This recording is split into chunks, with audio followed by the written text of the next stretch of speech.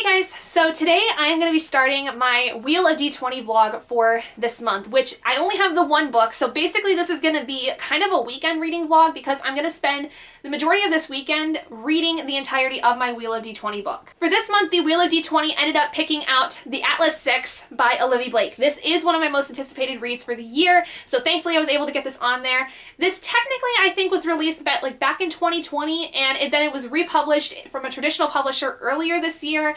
And then book 2 did come out, I think, in November. So I do want to get through this one because I heard book 2 was even better than the first one. But this is for the prompt for the Wheel of D20 for a book that had black on the cover. I'm really excited for this one. I've heard a lot of people have some mixed ideas of it because they like the competition aspect, but some people thought the characters felt very flat. So I am interested to see my thoughts on it. I'm going to try to finish it because even if I don't care for it as much, I would like to see what the whole thing is about and see whether or not I would be interested in getting the second book. But I haven't started it as of yet just because I was waiting for today because I'm doing some other videos and stuff today that I needed to work on to film. And this evening my husband is going to actually be heading out with a friend for a concert that they're going to. So I can spend pretty much all evening working on this and doing some housework and stuff like that. Tomorrow is also part of my weekend, and so while my husband is at work, I will probably be spending most of the day finishing this and editing videos, and so I'm pretty excited for how this is going to go. So let's hope that this ends up turning out really well. The book by itself is 373 pages, it looks like. So this is something I could definitely crank through in an entire weekend, if not the majority today and finishing it up tomorrow. So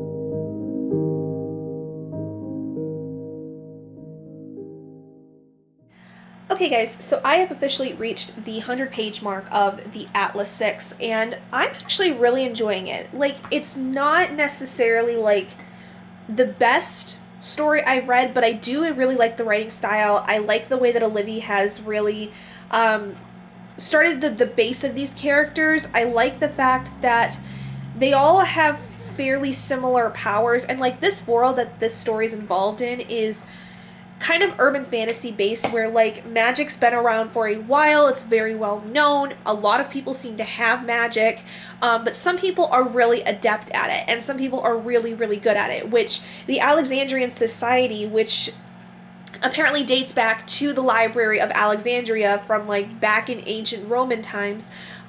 Is like a society that's been around for a while. We don't still really know much about them and what they're involved in and whether or not they're really actually a good group, but they seem at least to be very interested in 6 people who are young adults that are like out of college basically, and they're looking to essentially recruit 5 of the 6 to become new magicians under them in the society. It's like they said every 10 years or so they look for people to fill the ranks, which involves them going through testing and stuff like that, in terms of seeing their abilities and whether or not they are right for the society. And like I said, only 5 of them end up going through.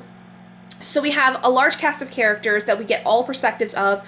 We have Libby, Callum, Nico, Tristan, Raina, and Parisia. And all of them have fairly different powers, except Libby and Nico have very similar powers. They just tend to manipulate different aspects of it. Libby, for instance, and Nico are what are called basically physicists. They're able to use magic to manipulate material things as well as the laws of physics in terms of, you know, using waves and stuff like that in their, you know, magic. Then you have Raina, who is what's called a naturalist. She apparently, though, never really studied being a naturalist. She was looking more so to be kind of like an archival person, looking at documents and stuff like that. But she grew into a power that allows her to manipulate and work with plants and the earth and stuff like that.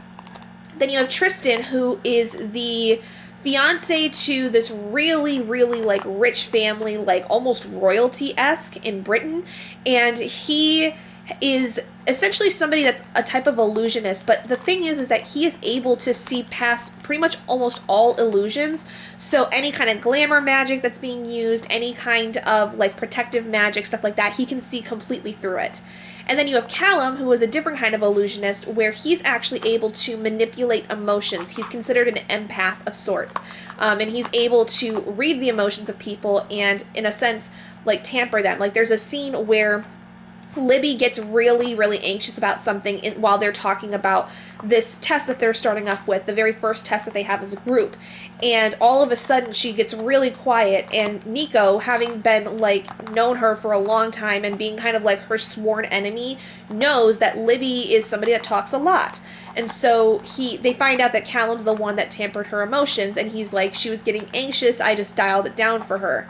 And naturally, nobody likes to have their emotions toyed with, so they get really mad at him. The final person, Parisia, is, I don't know whether or not you would say she's an illusionist. She's more of a telepath because she's able to read minds, and she knows people's like darkest secrets like just by looking at them. And it's kind of unnerving because she also has this air about her that kind of is like she's used that to her advantage sexually and all these different things. Like, she just doesn't seem like a decent person at all. Like, she really gets what she wants easily, and it's annoying. Hello, Oscar. Apparently Oscar wants to be in the video, too. Do you want to say hello to the peoples? Hello, baby. What are you doing? Booba? Booba. Booba-looba-looba. I don't know what his deal is, but apparently he wants some attention or something. But yeah, so far it's going pretty okay. I know. We will go in a little bit, I promise. Let me finish this and then we'll go. Time for... Oh, don't you start. It's almost time for his WALK, so he's getting sassy. So anyway, I'm actually really liking it. I mean, it's not like super jam-packed yet. There was just a scene, though, that I witnessed where there's a security breach, and their big test starting off is that they have to basically come up with a new security system as a team to protect the archival part of the Alexandrian society, which is where they're basically housed for the most part. And in the very beginning of their testing, they wake up and realize that the place is being ransacked. They don't know by who. They don't really know whether or not it's actually a test by the Alexandrian Society.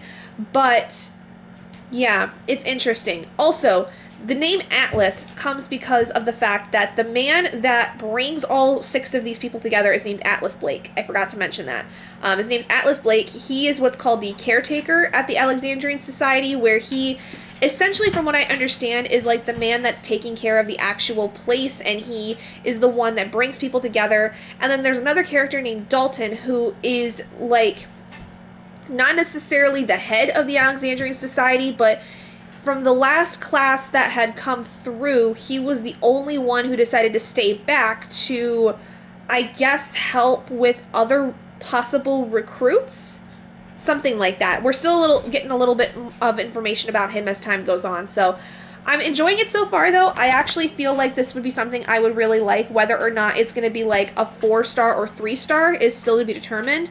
But so far, I'm enjoying it. I don't hate anything going on with it. I just don't know at this point whether or not I would consider it a 5-star read.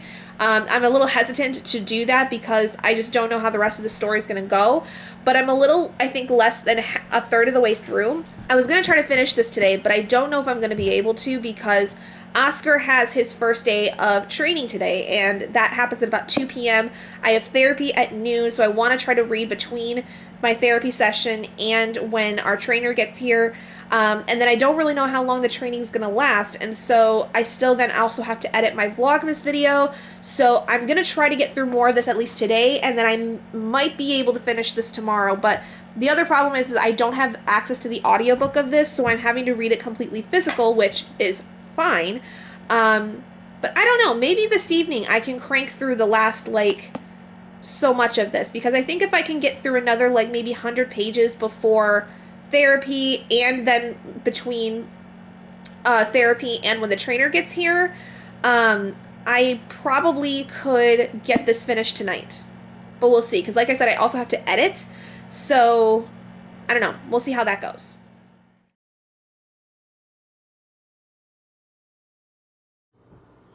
Hey guys, so it is 10 after 9 at night on Tuesday, December 6th, and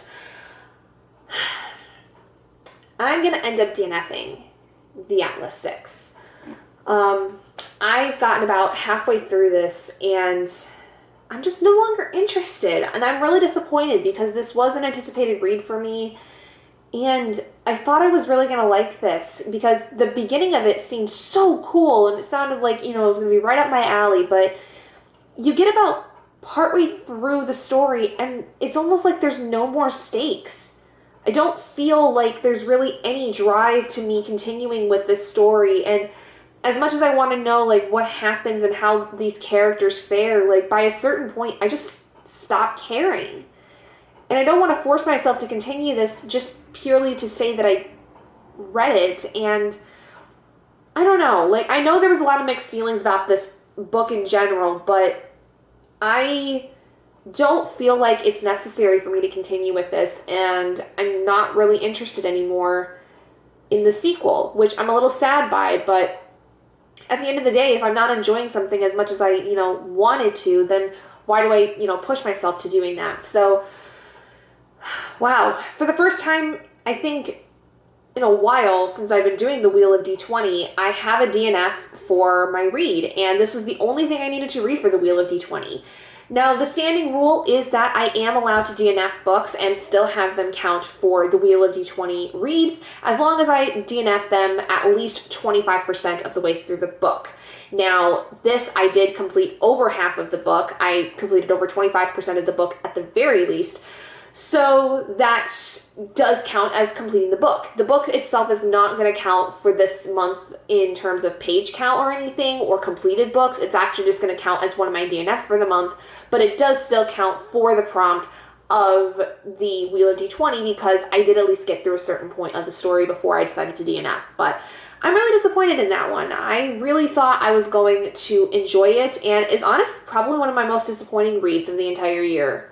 Like, that's actually a big shock to me that I did not like this as much as I thought I would. And I will be unhauling this eventually. I think I'm this year doing an end of the year unhaul. If not, I will be doing an unhaul in January. So I think that that is going to be a part of one of those. With that officially actually being completed, though, I do get in January the month of no Wheel of D20. So in January, I will be just entirely focusing on the TBR I have for book clubs and other things and readathons going on, because in January, we are doing Battle of the Bookish. Anyway, thank you guys so much for joining me in this video. If you guys did enjoy it, please do give it a big thumbs up. And if you haven't already and you'd like to be and would like to see more content like this, go ahead and hit the button down below and subscribe to become an owlet in our flock. And I will see all of you guys in my next video. Bye, guys.